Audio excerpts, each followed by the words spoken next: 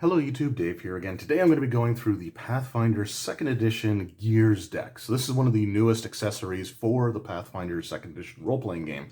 It's made to be used in conjunction with the Guns and Gears book, so this will have a bunch of equipment that is included in that book. I already did a video talking about the Inventor class, which is a class that, while these aren't going to be specifically designed only for that character, it's the kind of thing that your inventor may want to create, or it just sort of works synergy-wise with the inventor character.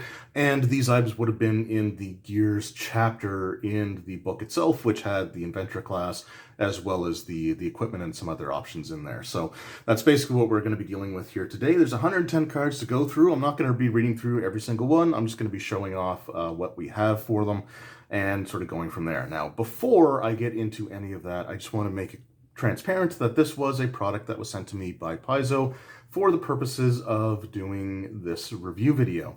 Now, they, like always, they're not influencing the video, they're not demanding a good review, they're not demanding that I intentionally, don't say anything negative about it or anything like that, and they're not pre-screening the videos at all. So they would get to see at the same time as anybody else, but I do want to, make it clear that this was sent to me, and I do appreciate that this was sent to me because I love these accessories. They usually do a really, really good job with it here.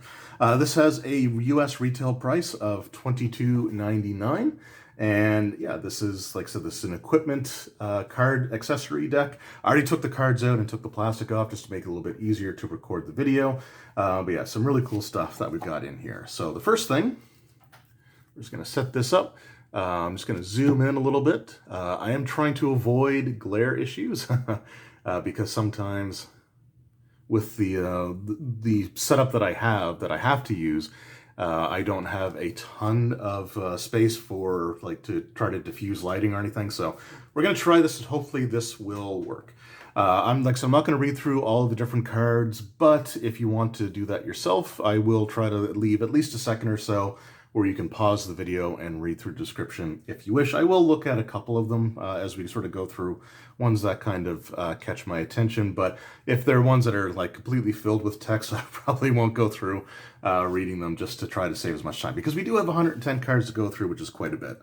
The instructions here just basically state that they will try to give you the full description whenever possible for an item, but some of the items may be complex enough that they'll give you an abbreviated version, and then they'll give you the page number that you can find the actual full item on inside of the rule book that this comes from, which again is Guns and Gears. So we're just gonna set that off to the side here. So the first item that we have is the Backpack Ballista. Like I said, I'm not going to go through and read everything on the card, but basically it's an item that is strapped on its backpack. It does have a carrying capacity. You can put stuff into it, but it also has a lever that you can pull to, basically, it almost kind of comes up like the Predator shoulder cannon kind of thing. You have to use a hand to hold on to the, basically hold on to the backpack while it's deployed, or stuff may kind of come out. So it's a one-shot item that takes a minute to reload, so it's not something you're going to be using a ton in combat anyway. But it is just kind of, again, it's a cool idea, and the point of a lot of the gadgets from the Guns and Gears book is maybe practicality is not the first thing that comes to mind. It's just sort of a, we decided to see if we could, not if we should, sort of concept. So here we got the Backpack Ballista. And so we got the artwork there, and like I said, it looks like the Predators.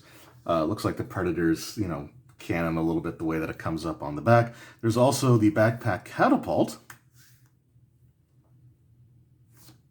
the Dart Umbrella. I love that.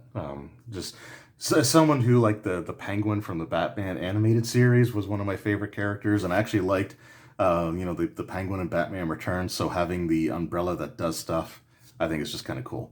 Then we got the Injection Spear, so you can actually put some poison inside a little hollow container inside of the spear, and with the press of a button, you can inject it. Then we got the Pantograph Gauntlet, which is, this one I actually like. It's kind of cool.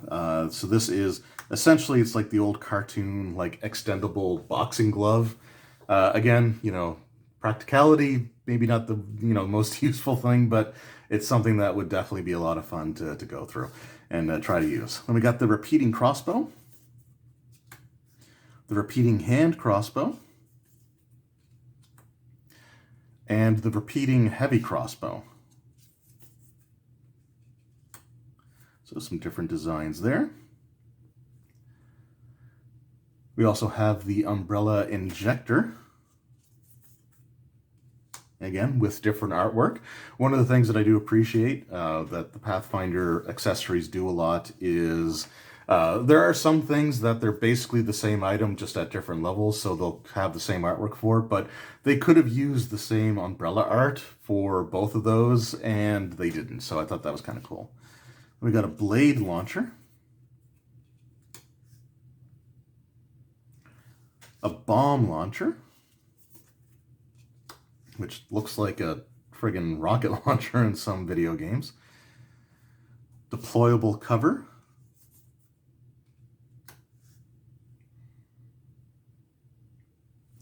Then we got the grappling gun. And there's actually 2 copies of this one in here.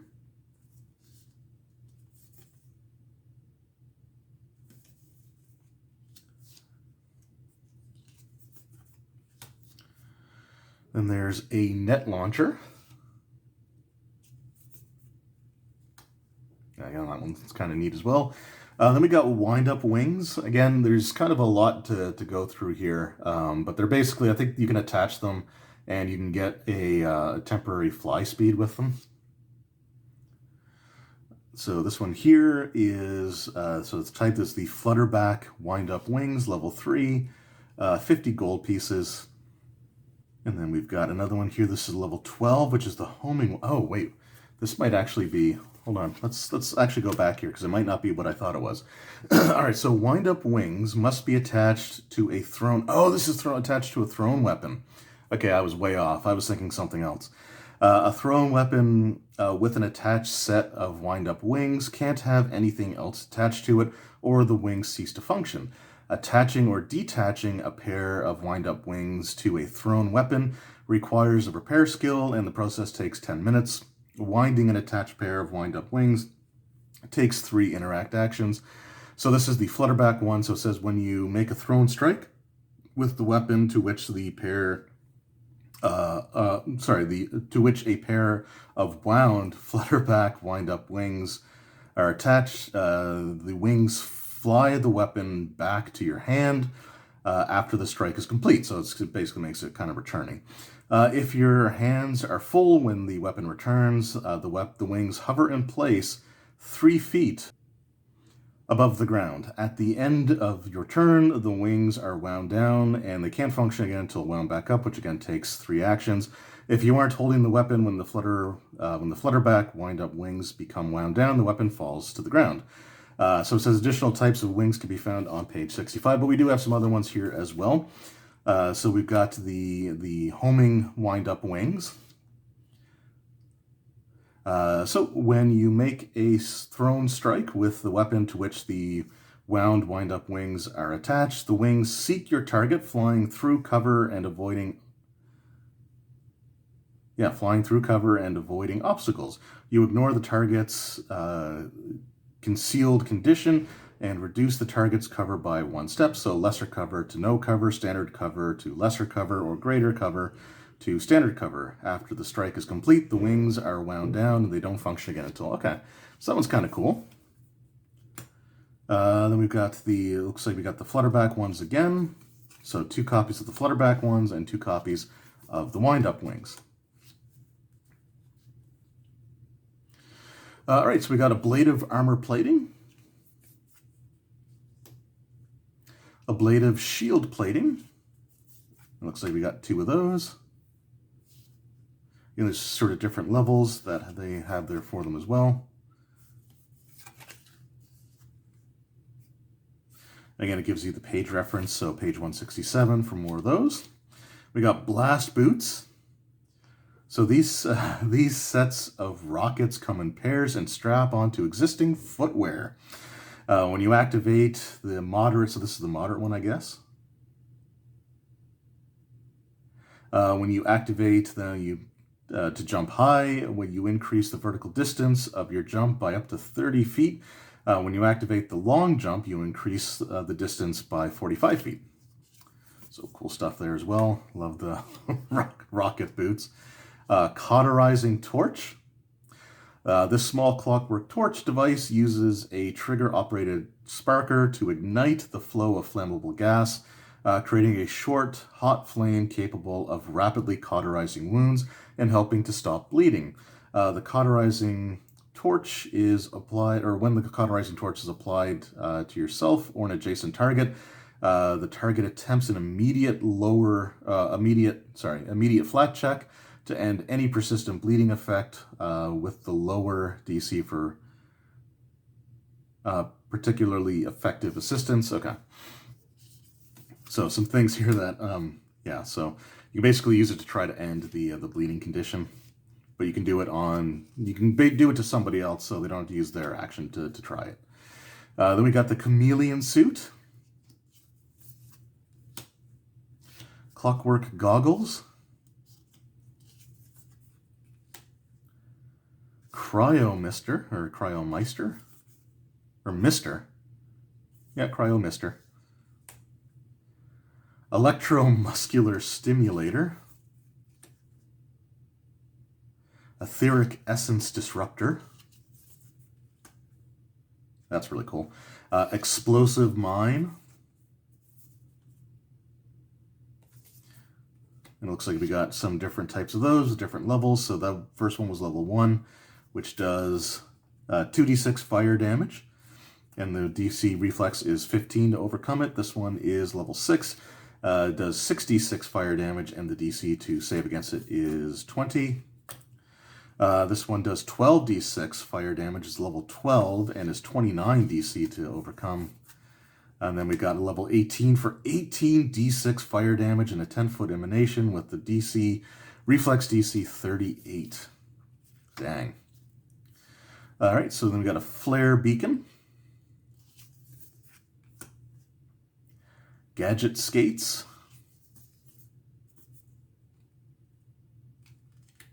We got another card for those. Might be multiple ones because it may be considered a more common one to use. Gecko pads.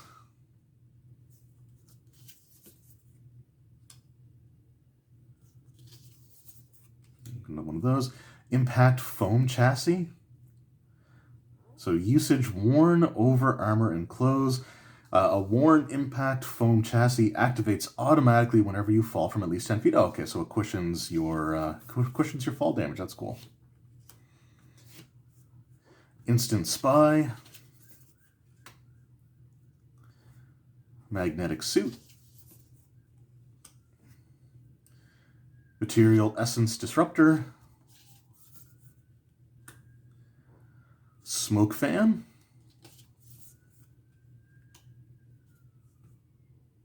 Wind up cart.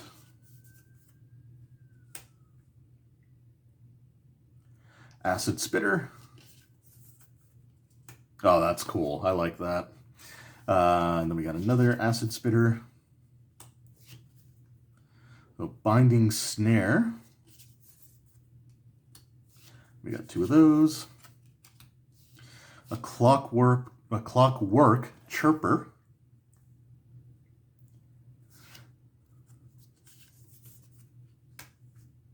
Yeah, that's cool as well. We got another one of those. A clockwork monkey. This cute and unassuming toy monkeys are often dressed in loud clothing and carry... Okay, so it's the clapping monkey thing. Yep. And there were 2 of those. All right, so that was the first half of the deck. So then we got the second half here.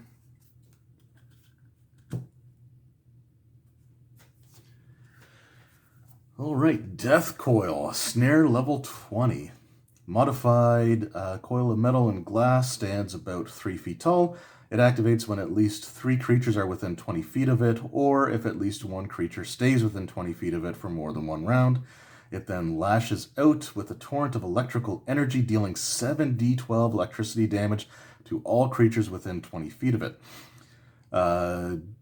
Due to the fact that it doesn't trigger immediately when a creature enters its square, abilities like Surprise Snare, Advanced Player's Guide, page 194, don't work with a Death Coil. Creatures within the area must attempt a DC 43 Fortitude saving throw.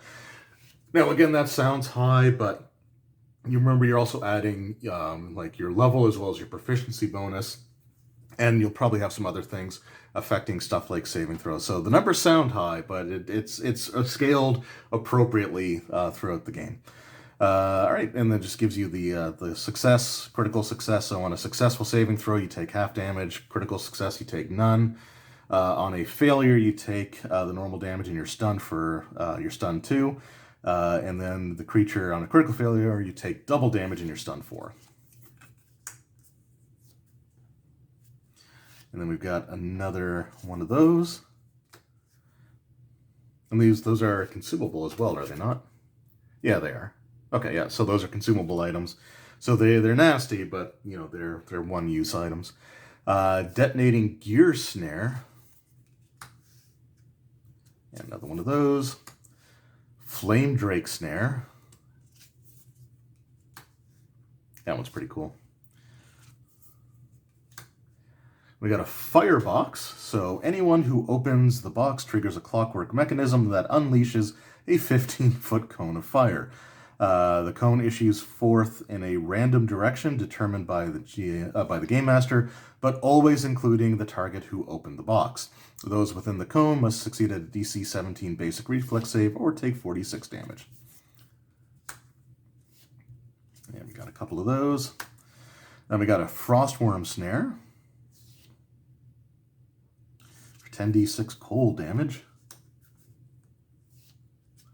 And there are a couple of those. The Noisemaker Snare.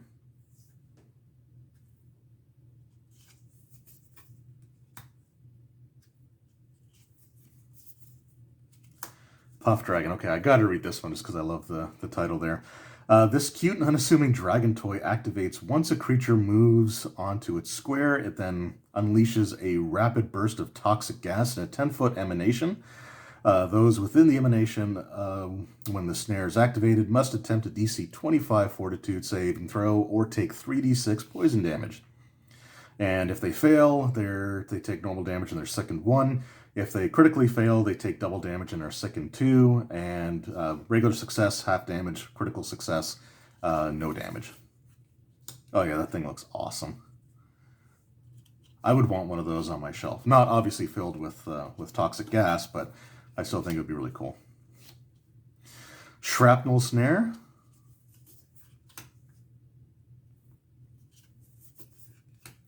A Spirit Snare.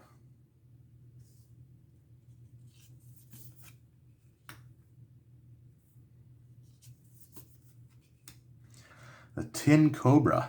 This Clockwork Cobra activates when a creature enters its square, at which point it lashes out and spits venom. Dealing 3d6 poison damage, the target must attempt a DC 21 Fortitude save. That looks pretty cool, too. There were 2 of those. A Galvanic Mortal Coil. Again, that's a lot of stuff to try to read through. So we're not going to go through that. We'll just take a look at the effect. When you activate it, so 2 actions to interact, frequency once per hour. Effect, you drive the coil into a living creature that has 0 hit points while attaching the other end to yourself in order to damage the heart and possibly siphon their life force. A Galvanic Mortal Coil casts Death Knell on the creature. Okay. Morbid, but interesting. There's 2 of those cards. Then there is the Galvasphere.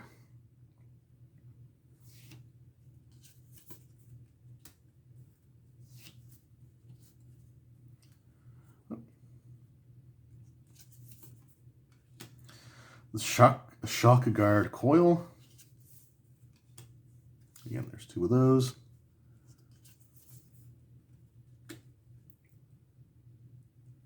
Okay, Spirit Singer. So yeah, a lot of stuff to unpack with that one, and this one does direct you to page 68 for additional types. Looks like they actually do have some of them printed here, separate cards as well, though. Violet Ray. Okay, so there's two of them here.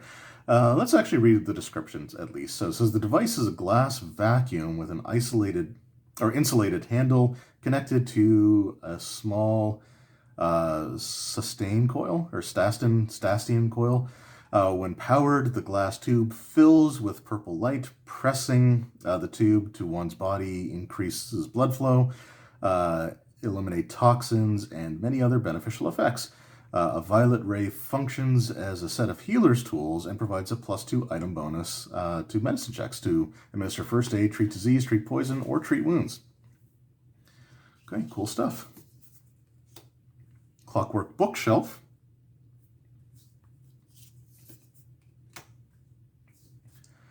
Clockwork box packer. Clockwork disguise. A clockwork diving suit. Yep, that looks exactly like I thought it would. Clockwork megaphone. Day goggles. Electro cable. Extendable pincer. It looks like the old grasping hand thing. A heated cloak. My wife would love that one. Holy steam ball. Igniter. So you can just use it. Basically, it's a lighter. Yeah, that's what I thought. A light writer. Oh, that's like a camera. Okay, yeah, that's awesome. Mechanical torch. So a flashlight. Night breeze machine. A paper shredder, useful thing to have. A printing press. Steam flight pack.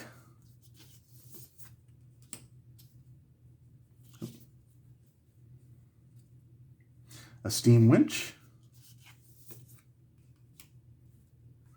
A timepiece, so a watch. Is it a pocket watch or a wristwatch? I'm thinking it's going to be a pocket watch.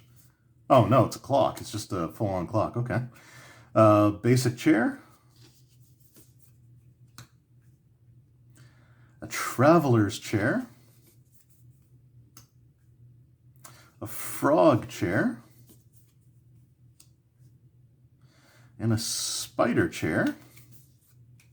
I don't like that one. I'm gonna put the storm chair on it pretty much right away. And then we got the storm chair.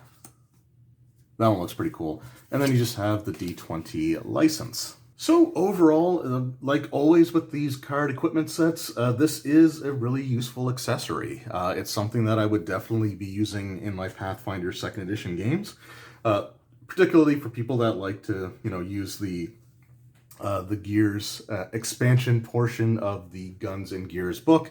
There's just, like I said, there's just some cool, neat little stuff in here that, honestly, I would even just consider throwing in as just random treasure, just because it's so different from what you're normally used to when it comes to fantasy role-playing games. Now, as far as, a lot of this sort of, steampunk-inspired or converting modern-day technology into, a fantasy style piece of equipment is kind of interesting. It's not for everybody, I have to admit. It's not something that I would want to use a ton of in my games, but I think you can sprinkle some of this stuff throughout and have it, sort of enhance the flavor of the campaign world that you're running here. I like this. I think the snares are probably my favorite portion of it. They're, basically they're traps. But they're unique, they're cool, so they're meant to sort of be unassuming for a lot of them. Some of them basically take the appearance of a child's toy, which is kind of malicious if you think about it and kind of messed up, but that's probably my favorite portion of it. But yeah, there's some cool stuff in here, and I admire Like I said, just, converting some modern day technological items into sort of a Clockwork fantasy steampunk inspired kind of thing, like the flashlight, like I like the backpack catapult, or the backpack crossbow, or the ballista, I guess it is called, because the ballista itself almost reminds me a little bit of like the Predator shoulder cannon, so that might be why I like it so much. But there is some cool stuff in here. If you have the Guns and Gears book and you want to incorporate those things into your campaigns, then yeah, this is a great thing to have. It's like I said, especially as a game master, I think.